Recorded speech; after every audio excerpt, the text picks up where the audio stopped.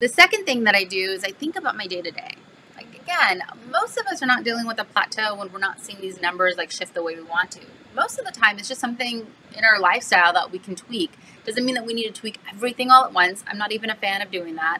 I like what's called layered living. I like to layer in a habit over time. I have found that if I try to do all of it all at the same time, none of it works, or it's like the fastest way to none of it working. So what I try to do is I think through my day to day. So the top ways to think about this is water intake.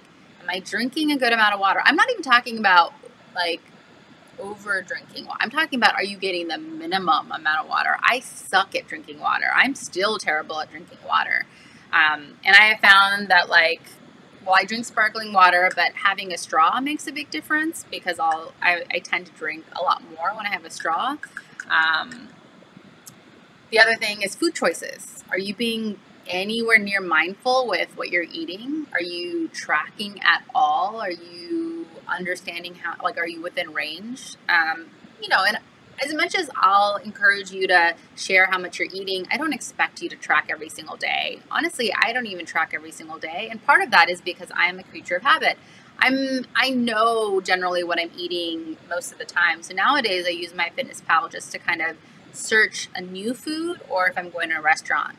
Anytime you see me sharing a screenshot of MyFitnessPal, it's not because I need to put it in there. I'm doing it so I can share it with you guys so you can see what I'm eating and how much I'm eating.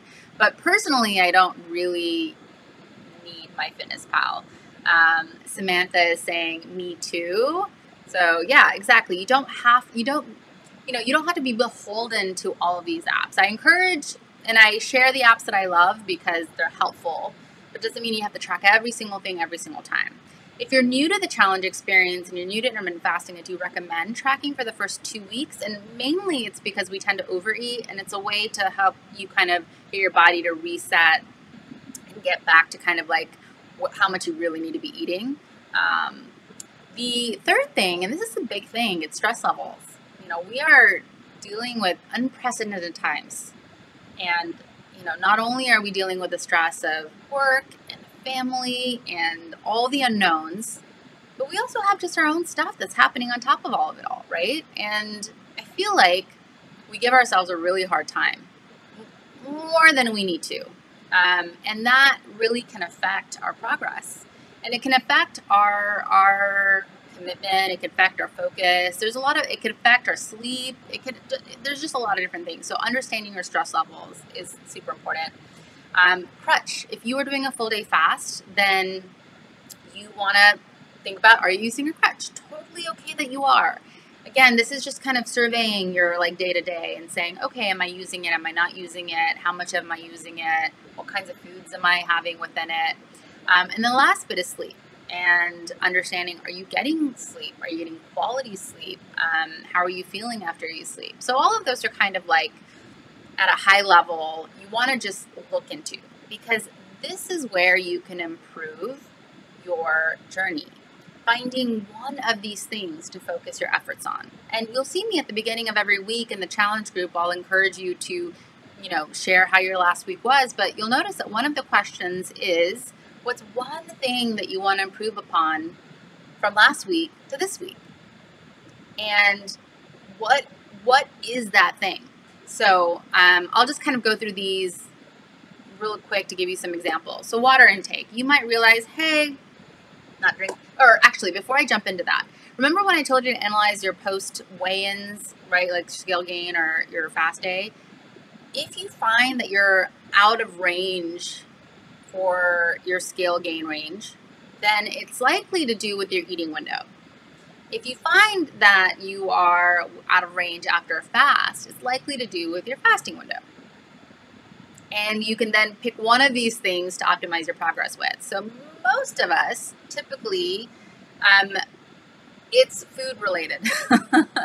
Most of us. And usually when I'll ask the question, were you tracking? The answer is no. Were you mindful about what you're eating? No. Are you still eating the foods that you tend to snack on a lot? Yes, right? It's not necessarily predictable, but I can kind of ask some of these questions and kind of know what the answer is going to be.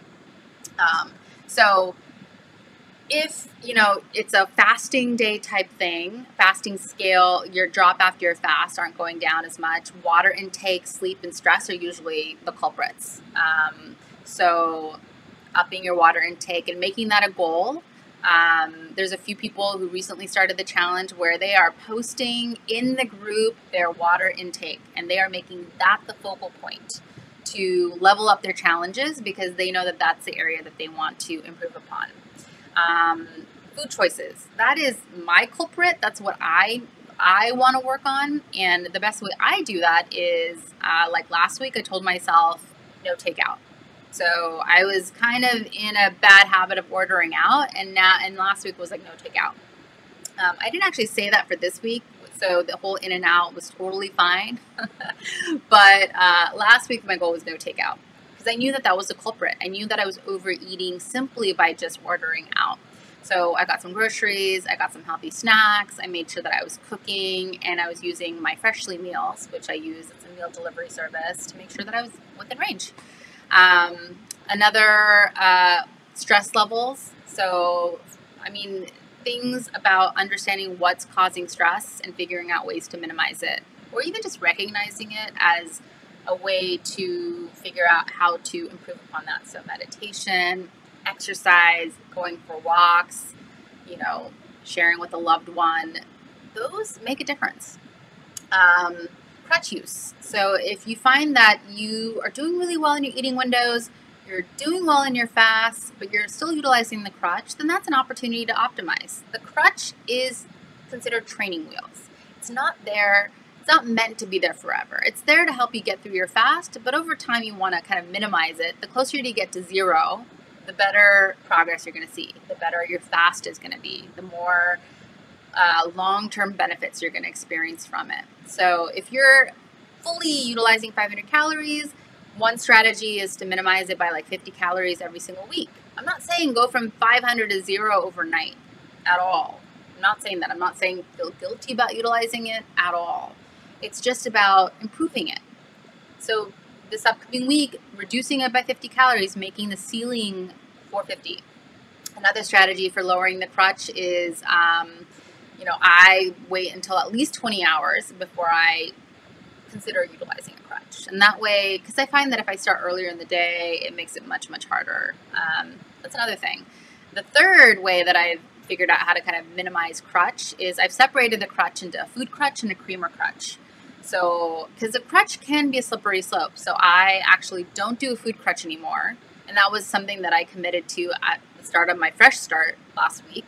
And I'm just using a creamer crutch. So that has helped me get to where I'm at. And it makes it kind of like more black or white on what I can and can't have. And then sleep. So, figuring out how to optimize sleep, things like, setting a bedtime. I'm not saying you need to do this forever, but even for the week, right? I'm talking about the week of focus. Setting a bedtime, not taking a device in with you into your bedroom. So you associate your bedroom where you go to sleep. Keeping it completely dark. Trying to take an Epsom bath before you go to bed so it relaxes you. Taking a magnesium supplement helps as well. There are things you can do to improve your sleep. So that is another way that you can optimize progress.